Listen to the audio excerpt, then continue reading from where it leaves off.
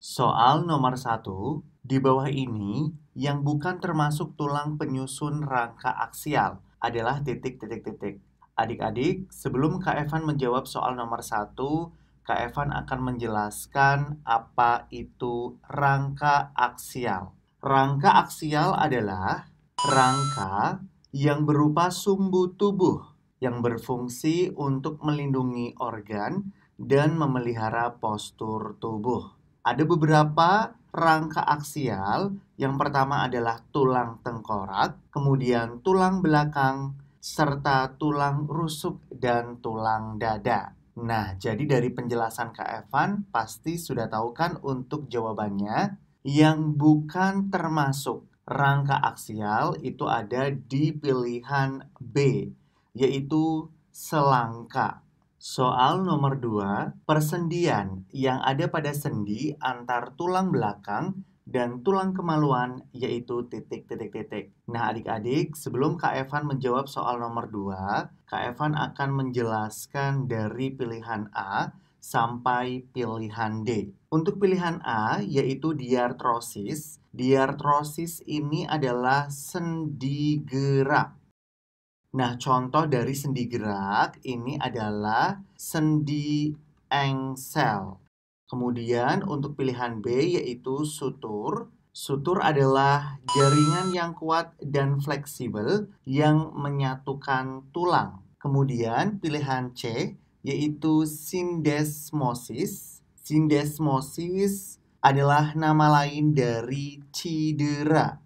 Kemudian untuk simfisis, simfisis ini adalah sendi antar tulang belakang dan tulang kemaluan. Jadi, dari penjelasan Kak Evan, untuk jawaban soal nomor 2 ada di pilihan D. Soal nomor 3. Kerja otot bisep dan trisep terjadi secara titik-titik-titik. Nah, adik-adik perlu diingat untuk kerja otot bisep dan trisep ini terjadi secara antagonis. Nah, maksudnya bagaimana? Jadi untuk antagonis ini adalah cara kerja otot yang berlawanan. Karena pada otot bisep ini akan berelaksasi, sedangkan untuk otot trisep ini akan berkontraksi. Nah, jadi untuk jawaban soal nomor 3 ada di pilihan B. Soal nomor 4. Supaya otot rangka dapat berkontraksi, maka harus mendapat perintah dari titik-titik-titik. Nah, sebelum Kak Evan menjawab soal nomor 4, Kak Evan akan menjelaskan untuk pilihan A, yaitu tendon. Adik-adik, untuk tendon, ini adalah jaringan yang menghubungkan otot dan tulang. Nah, supaya otot rangka dapat berkontraksi, maka harus mendapat perintah dari yang namanya syaraf. Jadi jawabannya ada di pilihan C.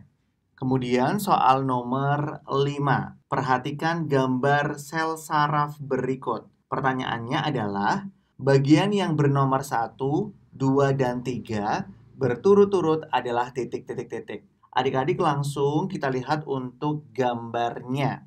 Di sini terdapat gambar sistem saraf atau disebut juga neuron. Di sini Kak Evan tulis terlebih dahulu, yaitu neuron atau sel saraf.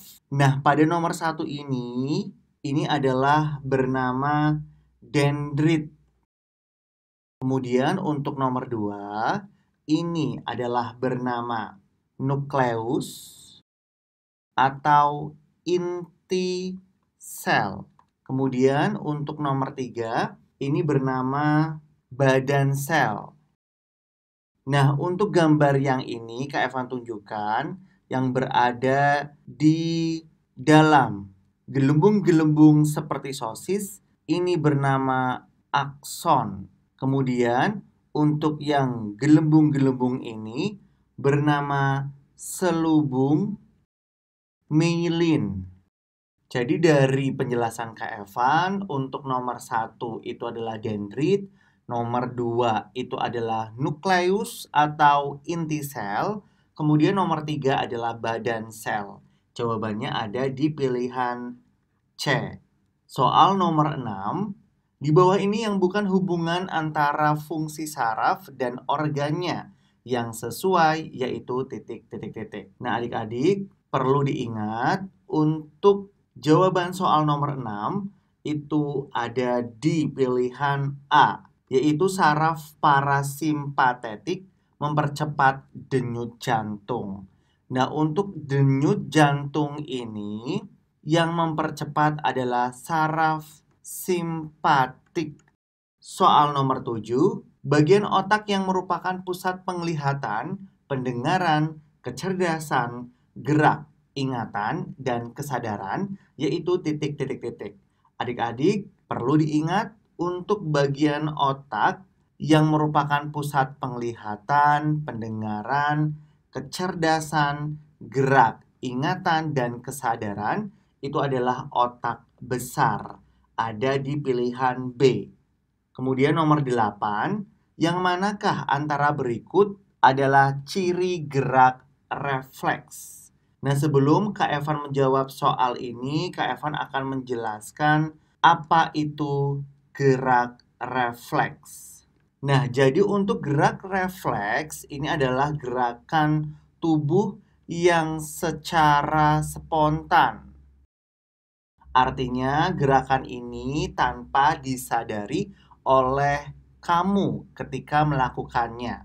Nah, untuk jawaban soal nomor 8 itu ada di pilihan C.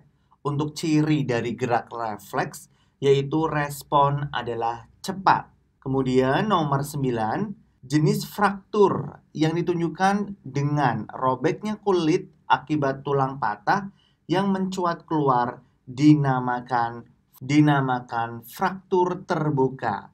Jawabannya ada di pilihan D.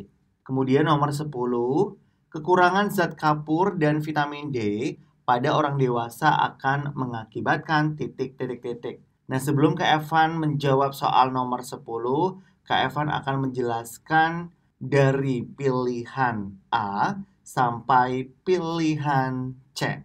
Untuk pilihan A yaitu lordosis. Lordosis ini adalah kelainan tulang atau penyakit tulang yang tulang punggungnya membengkok ke depan.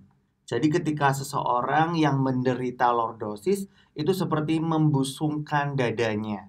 Untuk pilihan B, osteomalacia. Ini adalah sebuah penyakit apabila kekurangan zat kapur dan vitamin D pada orang dewasa. Kemudian untuk pilihan C, kifosis, ini adalah kelainan tulang yang tulang punggungnya membengkok ke arah belakang. Jadi ketika seseorang yang menderita kifosis ini akan terlihat bungkuk. Jawaban soal nomor 10 ini ada di pilihan B, yaitu osteomalacia. Soal nomor 11, siapakah nama seorang pelaut dari bangsa Portugis yang menemukan benua Eropa? Nah, untuk nama seorang pelaut dari bangsa Portugis yang menemukan benua Eropa yaitu Vasco da Gama, ada di pilihan D. Dan untuk pilihan A yaitu Cornelis de Houtman, ia adalah orang Belanda yang pertama kali mendarat di Indonesia, tepatnya di Banten pada tahun 1596.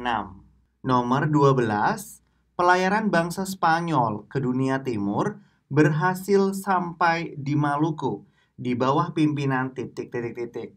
Nah, untuk jawaban soal nomor 12, diingat ya adik-adik, untuk pelayaran bangsa Spanyol ke dunia timur itu di bawah pimpinan Juan Sebastian Elcano. Jadi ada di pilihan C. Kemudian soal nomor 13, dampak positif dari diterapkannya politik etis di bidang edukasi oleh Hindia Belanda adalah munculnya titik. Nah, sebelum Kak Evan menjawab soal nomor 13, Kak Evan akan menjelaskan tentang politik etis. Nama lain dari politik etis adalah politik balas budi.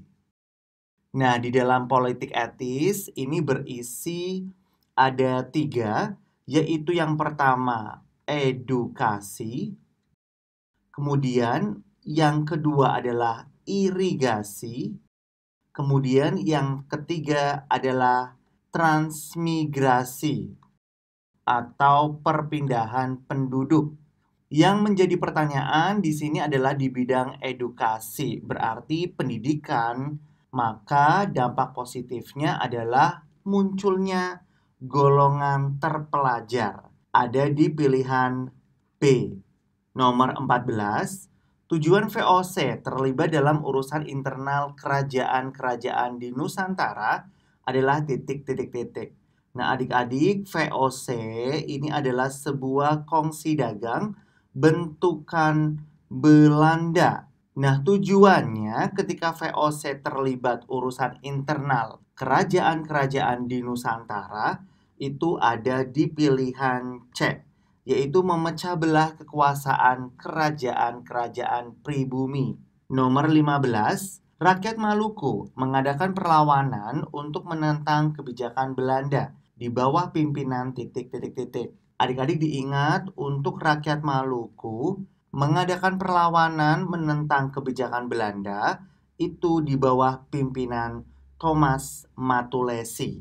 Ada di pilihan C. Dan untuk nama lain dari Thomas Matulesi itu adalah Kapitan Patimura.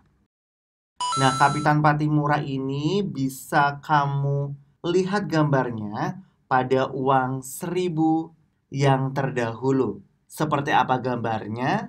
Ini dia adik-adik.